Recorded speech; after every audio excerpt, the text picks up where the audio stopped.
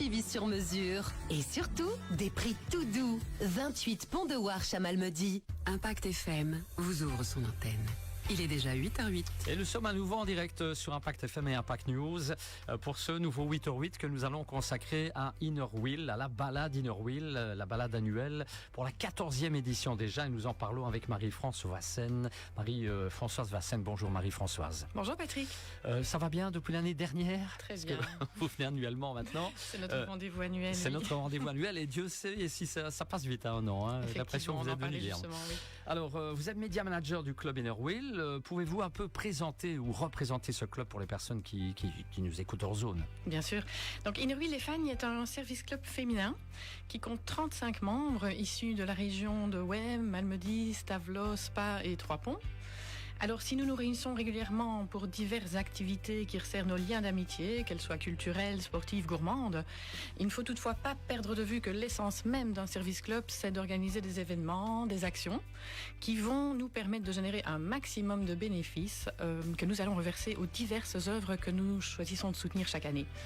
Alors, le gros événement de notre rentrée académique, c'est chaque année l'organisation de cette balade gourmande au début de l'automne pour la 14e fois cette année. Très bien. Alors, vous-même, en tant que média manager, il y a du boulot au sein d'Inner Wheel, je présume.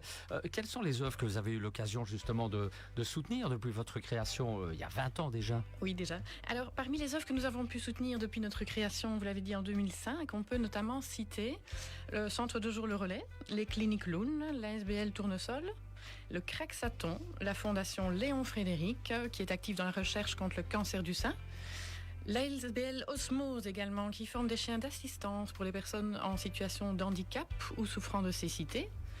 L'ASBL Rêve d'enfant, qui s'attelle à réaliser les rêves d'enfants gravement malades.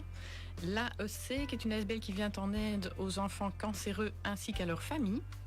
Et alors, l'an dernier, nous avons pu soutenir l'ASBL Toi, mon endo, qui soutient les femmes qui souffrent d'endométriose et qui sensibilise à cette maladie encore peu connue. Très bien. Alors, on va parler à présent de cette fameuse balade qui aura lieu le 5 octobre. En quoi consiste-t-elle? Rappelons un peu ce qu'est cette balade. Qu'est-ce qui va se passer réellement? Alors, cette balade gourmande, on peut la considérer comme une réelle expérience sportive et gastronomique. Cette année, elle aura lieu le 5 octobre prochain, c'est un dimanche, au départ de Bellevaux. On vous propose de nous rejoindre dès 10h pour une balade au magnifique tracé qui va être ponctué d'étapes gourmandes. Donc rendez-vous à la salle de Bellevaux ce dimanche 5 octobre où les départs seront possibles entre 10h et 11h30. Son magnifique parcours va vous guider le long de la brasserie de Bellevaux pour vous faire rejoindre le lieu dit Tillou, en passant par les champs, en longeant la Warche. Donc c'est un tracé assez pittoresque qui vous attend avec des panoramas vraiment époustouflants. On a découvert la balade entre membres cet été et je me réjouis vraiment de la redécouvrir sous le soleil de l'automne, je l'espère, et en tout cas dans les belles couleurs de la nature. Oui, effectivement.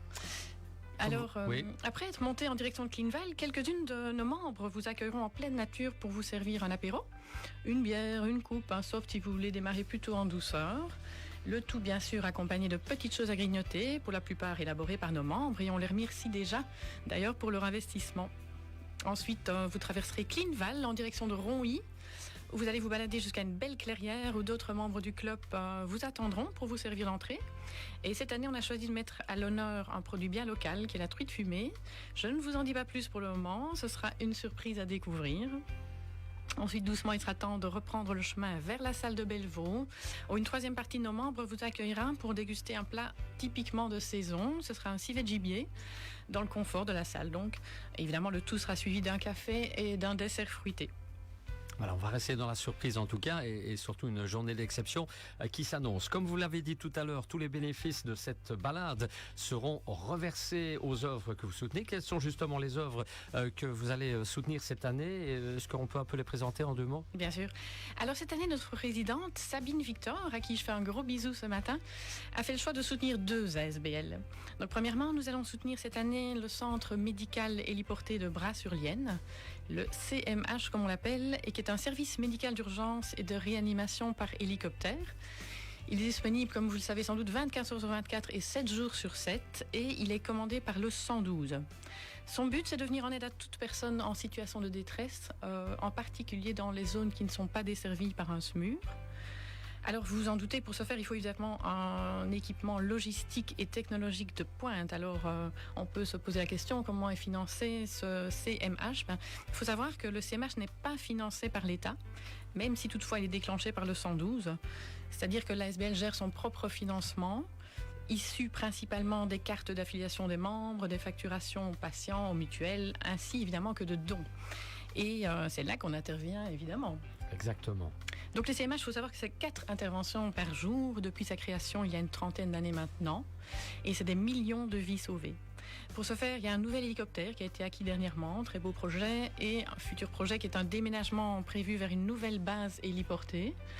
Donc ce sont de magnifiques projets que nous allons évidemment aider à financer et nous nous en réjouissons déjà. Alors, seconde ASBL que j'ai envie de mettre à l'honneur ce matin, que nous allons soutenir, c'est le Craxathon, l'ASBL Craxathon.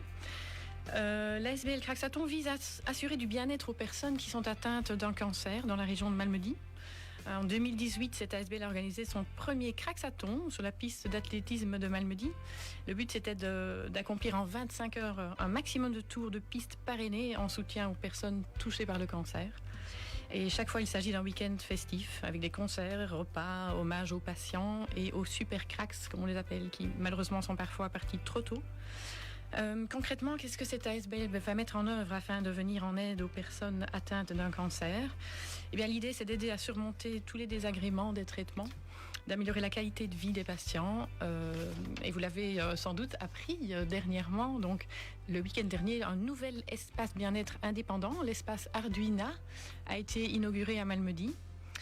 C'est un espace très cocooning, très chaleureux, où seront dispensés des soins corporels, de la réflexologie, des massages, des soins esthétiques, des ateliers de maquillage, de nouage, de foulard et beaucoup d'autres choses. Ce sera évidemment aussi un espace d'écoute et de soutien, car c'est fondamental pour ces patients, ainsi que pour leurs familles. Nous sommes heureuses cette année d'apporter notre aide, comme nous l'avons déjà fait par le passé à cette ASBL, qui d'ailleurs compte parmi ses membres fondateurs une de nos membres et amies, Jannick Schaus. Je tiens à la saluer ce matin, à la mettre à l'honneur. Je pense qu'on peut dire qu'elle nous inspire pour le super investissement dont elle fait preuve au sein de cette ASBL. Un centre Arduina dont nous avions parlé il y a quelques jours dans le 8h8. Oui. Hein. Alors, à la suite de votre année académique, Marie-Françoise, quelle autre action avez-vous au planning? Alors, la prochaine action de notre club, c'est la traditionnelle vente d'œufs de Pâques de la maison de Marais. Et vous nous faites chaque année l'honneur de les acheter en masse. Tous les bénéfices de cette action seront bien évidemment reversés aux 2 ASBL que nous avons mis à l'honneur ce matin. Fort bien. Alors, on en vient aux infos pratiques concernant la balade du 5 octobre. On peut rappeler, c'est une balade pour tout le monde, hein, description du parcours. Oui, tout à fait. Facile, c'est familial, hein. c'est accessible. Donc, n'hésitez vraiment pas à vous inscrire. L'inscription est obligatoire, ça c'est important de le savoir. Je vous invite à rejoindre notre page Facebook. Vous trouverez toutes les informations, les numéros de téléphone pour votre inscription. Sachez également qu'il est possible de réserver le repas gourmand sans forcément participer à la balade. Oui. Mais attention, il faut bien le préciser lors de votre inscription. Très bien, donc tout se trouve sur la page Facebook pour plus d'informations. Je pense que c'est le plus simple, oui, effectivement. Oui. Très bien. Un petit message à faire passer en guise de conclusion de ce 8h8, Oui, bien sûr. Je tenais à remercier ce matin nos nombreux et très généreux sponsors, sans qui rien de ces événements ne serait possible. Merci également aux scouts de Malmedy qui viennent nous prêter main forte pour le service en salle. Enfin, merci aux familles de nos membres pour leur aide morale et leur soutien. Merci à Impact FM pour son accueil et à vous-même, Patrick. C'est très gentil, Marie-Françoise. Voilà. Et pour finir, oui. J'aimerais aussi remercier pour leur investissement tous les membres de notre beau club. Ils sont passionnés. L'adage de notre club, c'est des femmes plus fortes pour un monde plus fort. Et vraiment, j'ai envie de les féliciter, de faire honneur à cet adage avec cet enthousiasme qu'on leur connaît. Et moi, j'ai hâte de vous revoir le 5 octobre, tous très nombreux, comme à votre habitude. Voilà, on leur souhaite en tout cas à toutes ces dames un grand bonjour, une belle journée, si elles nous écoutent, si elles nous voient sur Facebook. Bon, on se donne déjà rendez-vous l'année prochaine, en ce qui nous concerne, pour un nouveau 8h8. Hein, rendez-vous pris. Et en tout cas, à retenir le 5 octobre, cette balade, 14e édition déjà, toute info sur la page Facebook, comme vous l'avez dit. On souhaite une bonne journée, Marie-Françoise. Merci, bonne journée, Patrick. Et on revient dans un instant pour les infos de 8h30 avec Olivier Tomezzoli.